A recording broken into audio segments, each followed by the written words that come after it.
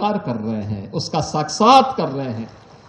इतिहास कैसे बनता है, ये चित्तौड़गढ़ का दुर्ग उसका प्रतीक है। इतिहास कैसे बनाया जाता है, त्याग और बलिदान की परिपाटी क्या होती है, ये दुर्ग उसका प्रतीक है। आज का ये श्रद्धांजलि समारोह हम सबको इस बात के लिए भी प्रेरित कर रहा है, इस बात के लिए भी प्रेरणा दे रहा है कि आने वाले समय में किसी बेटी और किसी बहन को इस प्रकार के दौर से न गुजरना पड़े, उस प्रकार की स्थितियों का सामना न करना पड़े। और मैं सचमुच जब जौहर की गाथा के बारे में, जिसके बारे में हमारे केंद्रीय मंत्री श्री शेखावत जी यहां पे कह रहे थे 1303,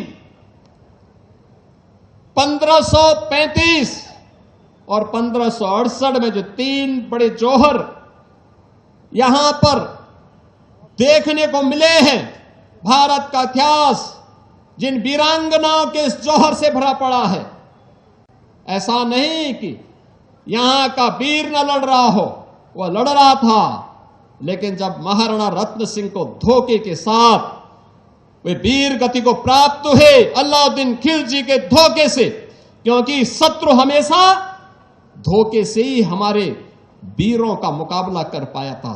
आमने सामने की लड़ाई में वे कहीं नहीं टिकते थे, कहीं नहीं टिकते थे।